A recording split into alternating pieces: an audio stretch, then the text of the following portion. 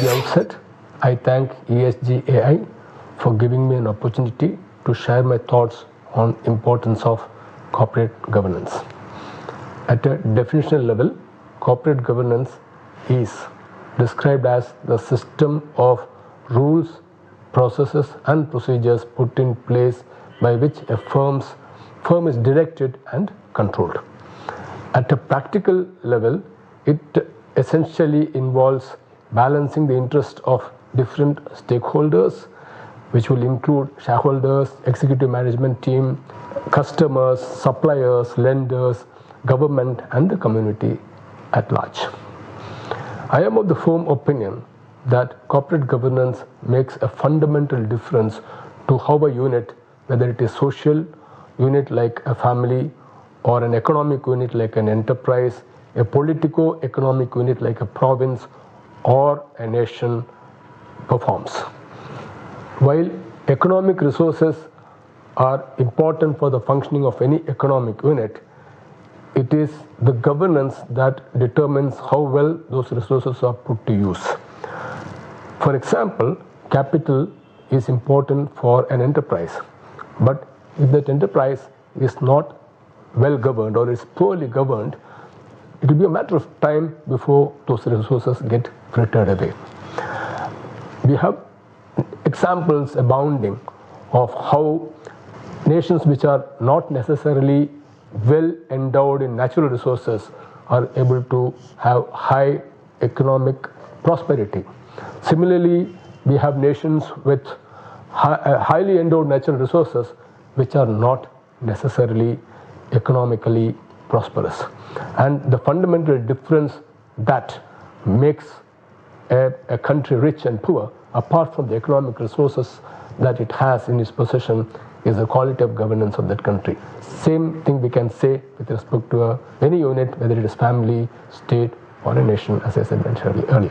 Fundamentally, good governance requires the various layers of the governing structure to understand and perform their respective roles effectively. In the case of a corporate, the topmost layer in the governance structure is the shareholders, which appoints the which elects the board of directors. The board of directors in turn appoint the executive management, some of which may in turn require approval of the shareholders. The board of directors draws up the policies and processes based on which the executive management team has to run the organization. The policies and processes should have a proper feedback mechanism to assure the board that the laid down framework is adhered to. There must be a laid down process for dealing with deviations. It is important to understand that there is a hierarchical relationship between the shareholders and the board, and between the board and the executive management, because the board reports to the shareholders and the executive management reports to the board. However, this relationship is not just purely hierarchical, but a little more nuanced. It is therefore important for these layers of governance to understand this difference and ensure that one does not tread into the jurisdiction of the other. The organizations which understand this very clearly are the ones that are likely to succeed as a business enterprise. For example, overreach of the shareholders can impede the functioning of the board. Similarly, board getting no say into what the executive management does will impede the ability of the executive management to act as per the rules and procedures laid down and innovate. The board should be more concerned about governance, and the job of running the organization should be left to the executive management. Let me now elaborate a little on the difference between governance and running an organization. Governing will include putting in place a strategy for achieving the objectives of the organization, drawing up policies that will inform the interaction between and with internal, external stakeholders, and a feedback mechanism to ensure that these policies and procedures are adhered to. Where there are laws, rules and regulations put in place by the government, the policies and procedures should be conforming to those requirements. Importantly, the board should have a proper risk governance framework, understand its risk universe, have a proper risk appetite in place, and have a risk tolerance limits together with a mechanism to deal with deviations. It must create a proper incentive system for the executive management to work towards achieving the objectives of the organization consistent with the risk framework that the board has put in place.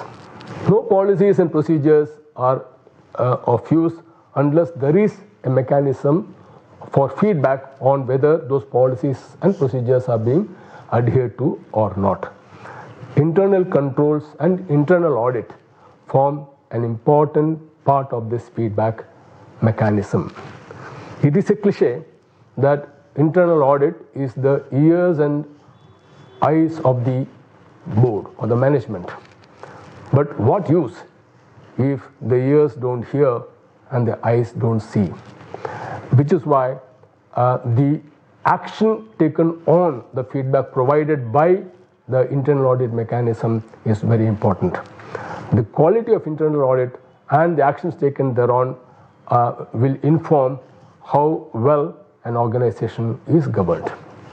Let me also add that the quality and effectiveness of internal audit and control is enhanced by the internal audit function being independent of the executive management, which is why in most places, in most organizations, the audit committee is headed by an independent board member, and very often most members of the audit committee are independent board members, and at least a majority of them are at least non-executive board members to ensure that this independence is available.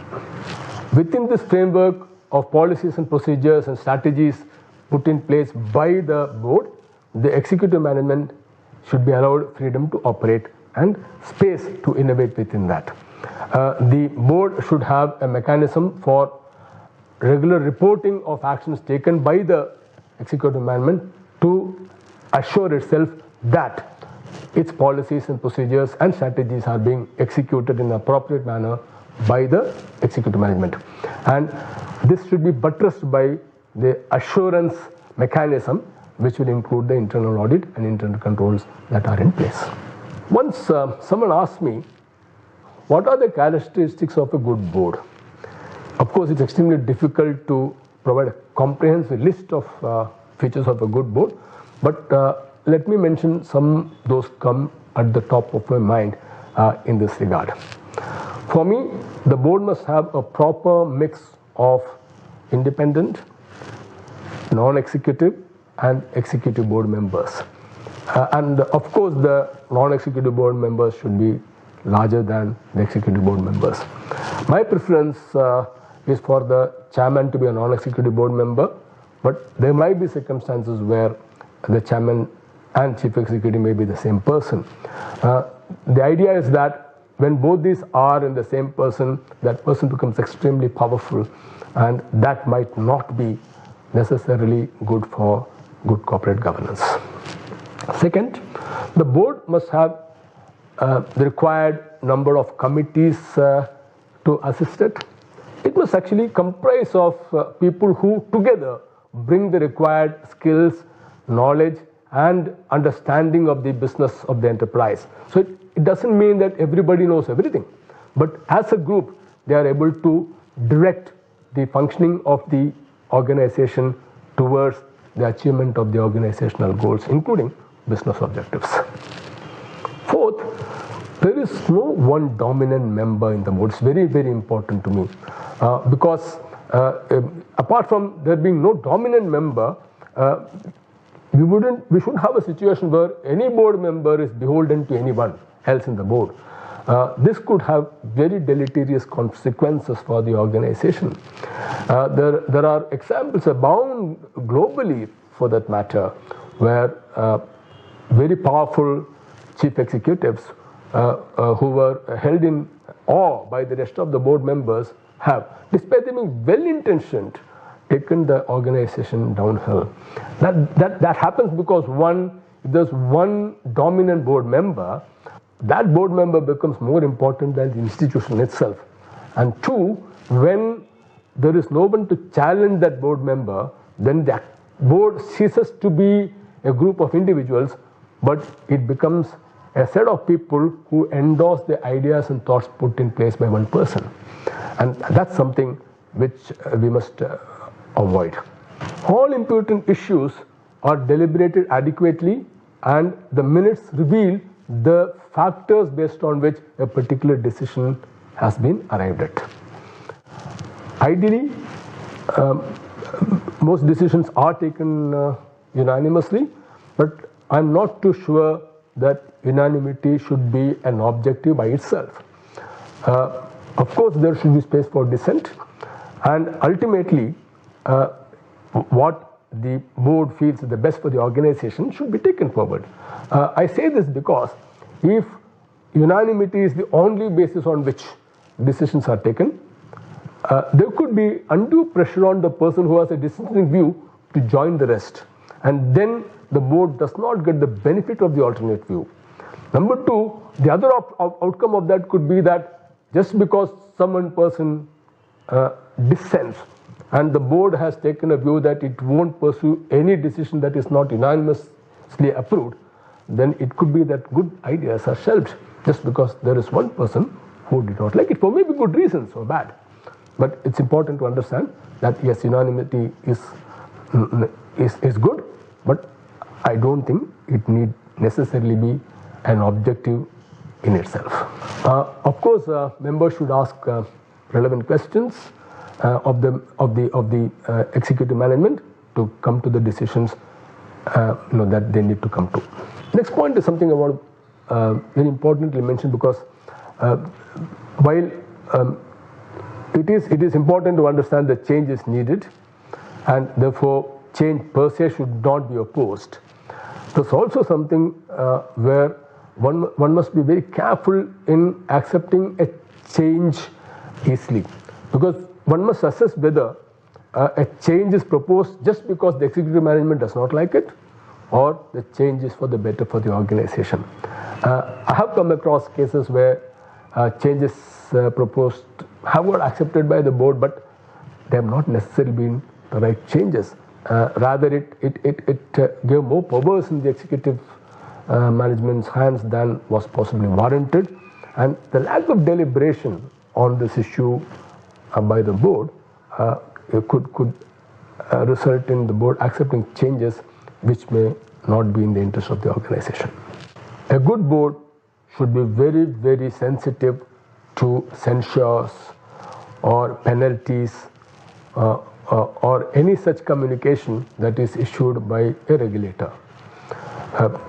Where the activity like finance services is under the purview of a special regulator, the communication from that regulator should be taken very seriously.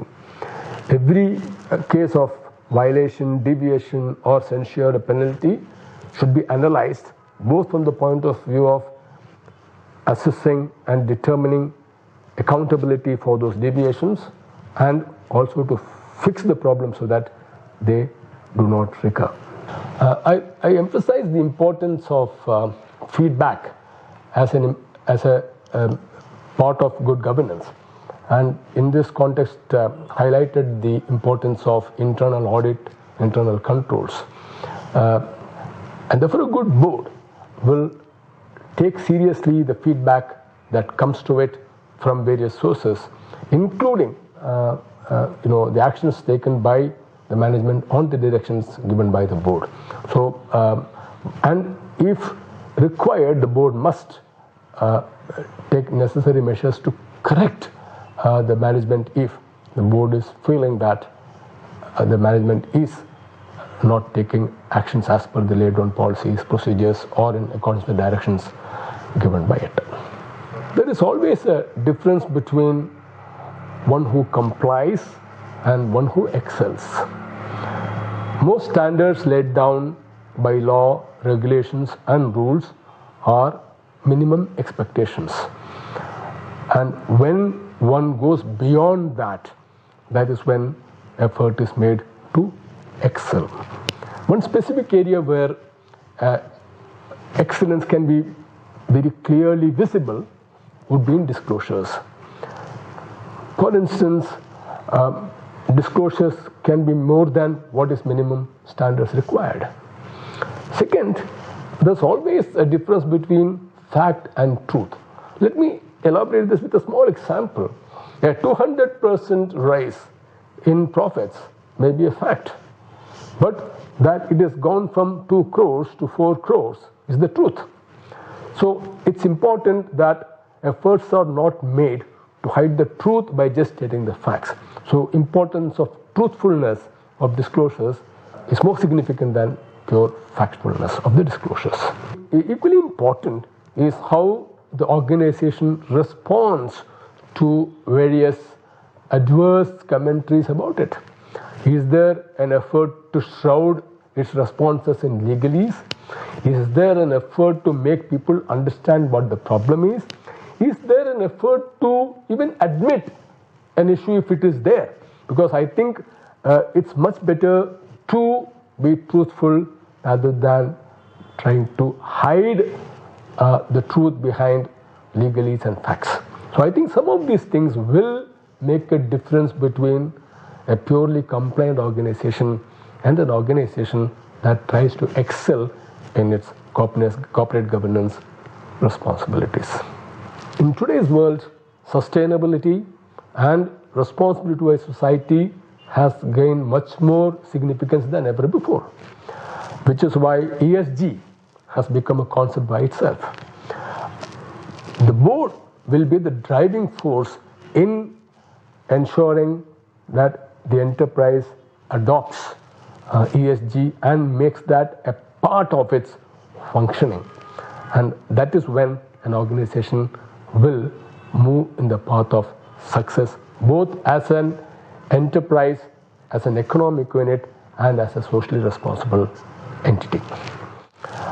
Before I sign off, I want to congratulate all the award winners and also want to convey my best wishes to endeavors of all of you as you move towards adopting ESG and raising the quality of governance of your enterprise to become excellent organizations rather than just merely compliant organizations.